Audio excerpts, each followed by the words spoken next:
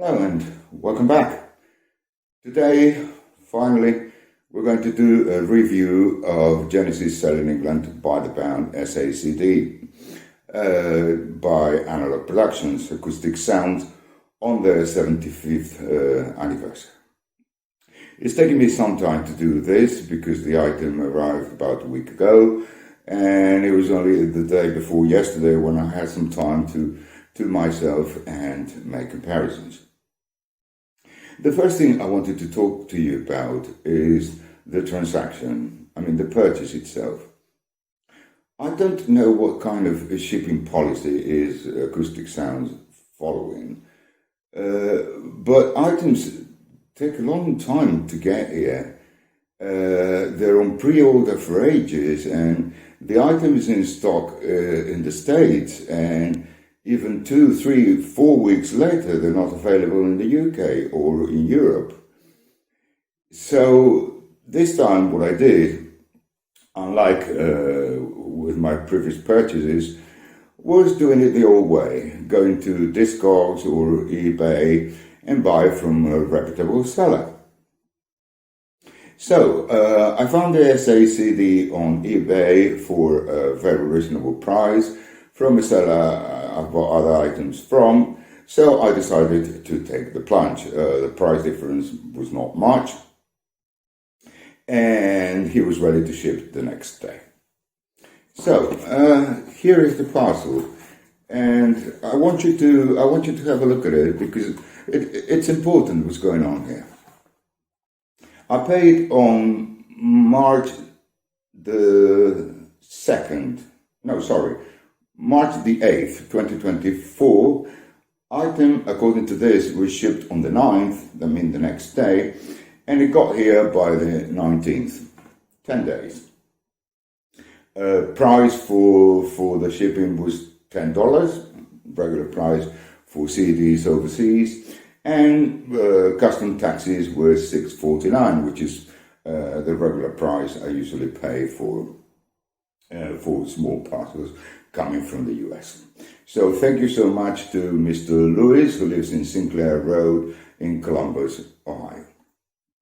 Now, my question is, if this gentleman who sells CDs and vinyl professionally manages to ship your item in one day and do the customs declaration and do everything in his power to make possible for you to have the item here in 2 weeks, why a big company like Acoustic Sounds can manage that? I know friends who've been waiting for weeks, even months for an item, right? Even when the item says it's in stock. So that's the first thing I wanted to say, right? That I'm not happy with their policy, and I think that for the rest of the items I'm thinking of purchasing, I'm going to follow this route, right? Get an eBay reputable seller or the discogs reputable seller and buy from them. Right. That being said, what did I do to compare the three items? Well, the first thing I had to say is that you take everything I'm going to put forward to you with a grain of salt for two reasons. First one, I'm not used to do CD comparisons. I do vinyl, I'm a vinyl guy, and I'm mainly used to that. And the second one is that my vinyl gear, my vinyl equipment is much better than my digital equipment.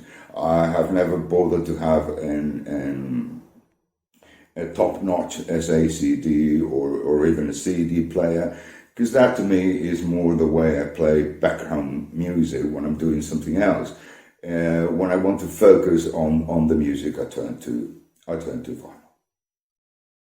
Now, let's start by telling you which artifact, which physical formats I chose to do this comparison. But before that, let's talk about the item itself. I've just taken the booklet out of the CD case, It's very well done, right? It looks just like the English original first pressing, and as you can see, they've reproduced the color of the first lyric sleeve on the UK first pressing, which is brown. Not exactly this brown, but it's close, right?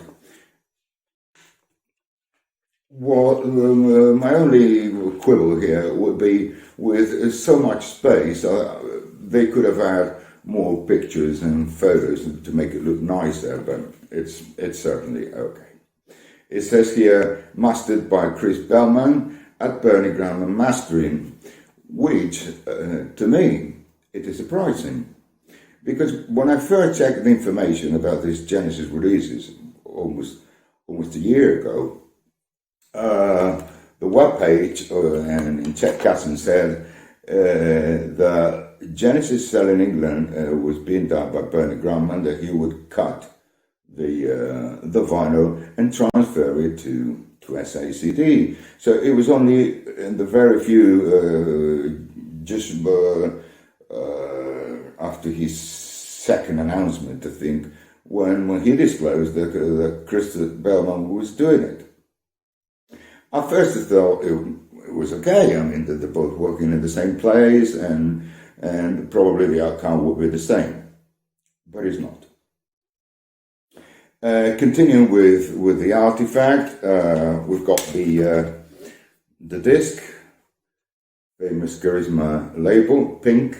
The only thing they got slightly wrong is that this one was released in the UK with the big might have the label. It's a bit bigger than this, but anyway, it's no big deal. It's very well done. I'll play the item in one go, and the first thing I have to say is that the sound is very close to the vinyl, right? This apparently was done by Bernie Graham, and I must say they're really close. They're really, really close. Still, I find the difference between them, which I don't know. I mean, it might be different people doing the mastering, or they made different choices eventually, right, when they were doing it. But the outcome has not been exactly the same. As to the sound, well, pros and cons, right? On the pro side, I will say that Peter's voice sounds fantastic, very clear, with a great presence. Steve Hackett is the one who benefits the most. His electric guitar now really shines, right? It really stands out in the mix. It's very powerful. And as in the case of the vinyl, the Battle of Epping Forest has really become a nice track on the album, and it wasn't like that when I first started listening to it. To me, it was a bit of a filler. But here, the voice and the instruments are very well separated. Instruments presence is great. The sound stage is phenomenal, close to the vinyl.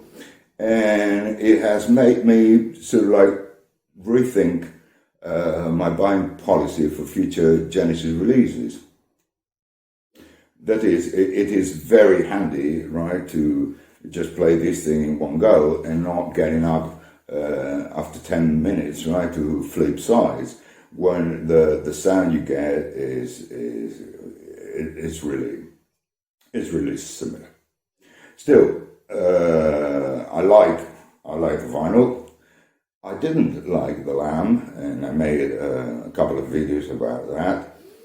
So I'm thinking that in the near future I'll be getting the SACDs first, if possible, and then decide on the vinyl later on. Now, what did I compare the SACD to? Well, I skipped two incarnations of the album. One is the 1994 definitive edition because I feel that the Virgin Charisma CD sounds much better. And for the same reason, the original Atlantic US CD. The Genesis selling them by the pound on Charisma, Virgin Charisma, right? It's a very, very good sounding CD. Right? It's very good sounding. Another one I skipped, or several I skipped, was anything released after 2007 that has the Nick Davis remixes. I'm sorry, I hate them. I think they are way too loud, they're way too compressed, they lack dynamics, they are not crankable at all, they're ear bleeding and whatnot. So if that's not your case, if you like the Nick Davis remixes, well then you can stop the video right now and do something else. But if you're like me, if you hate what they did after 2007, bear with me and we'll get into this. I wanted to add a third element to the debate, and it is this one. Okay, this is a homemade CDR.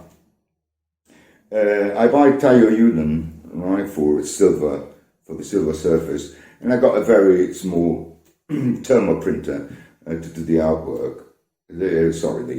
Artwork, and they come out really nice.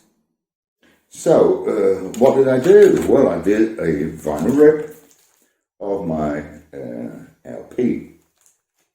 I did it on an alternative turntable I've got. It is a cheapo but it's handy with a USB. And I mounted a Shure 75M stylus on it to do those rippings. I've got lots of them at home, and I play them when I don't want to, when I want to save playing time on the record. Now, what happened? I expected the vinyl rip and the SACD to sound very similar, but they don't. My vinyl rip on a very cheap gear sounds better.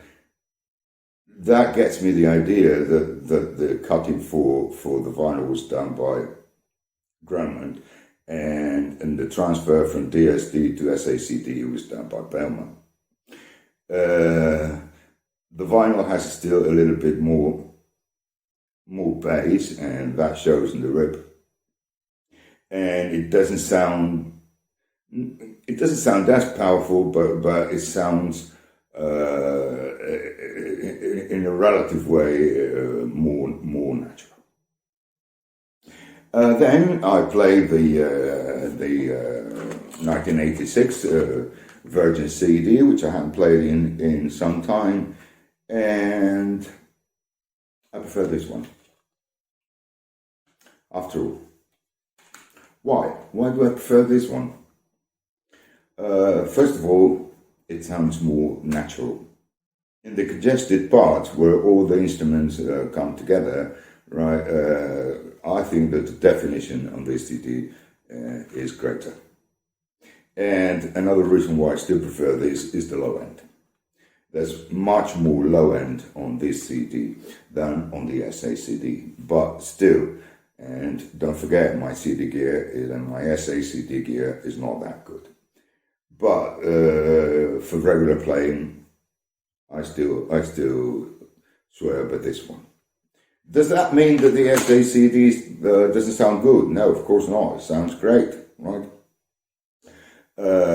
If you don't have any digital copy of sale in England, go ahead and buy it, especially if you're in the States, because it's $33, I think, or $35 plus shipping. But somewhere else, I would just give it a second thought. And not for the SACD itself, but for all these, all the shenanigans of shipping time, shipping costs. It takes so long to get the item. I don't think there is such a great difference to justify the extra expense in Europe or the UK or anywhere else. If you're in the States, well, get in the UK, although it is very cheap and about here, the Virgin. It's not going to cost you much, but if you add the shipping cost, then you nearly reach the price of the SACD. Right? If you're over here and you already got the CD and which is important, you bought the vinyl. I don't think there is any need for the SACD. If you want to save yourself the trouble of standing up and be on your feet every 10 minutes to flip sides, well, just make a vinyl rig and that's it. Now, what happens if you don't have any of the two? If you don't have the vinyl or the SACD? I think I would go for the SACD. They're close. I expected a bigger difference between them, and there isn't. It's a third of the price. It saves so much trouble that it is really worth considering. So, summing up. Go for the Subaru CD if you're in the States. Elsewhere, decide whether it's worth paying over $65 or $70 for an item that, to me, doesn't beat the original UK Virgin Charisma. It sounds very good. It's close, but I don't think it beats him. And as I said, I wouldn't bother if you've already got the vinyl. And if you haven't got the vinyl, I will get for both digital artifacts, right? The SACD and the Virgin Charisma. Right, and that's basically all I had to say. Sorry if it was a bit long. Thanks for your time. Bye for now, and take care.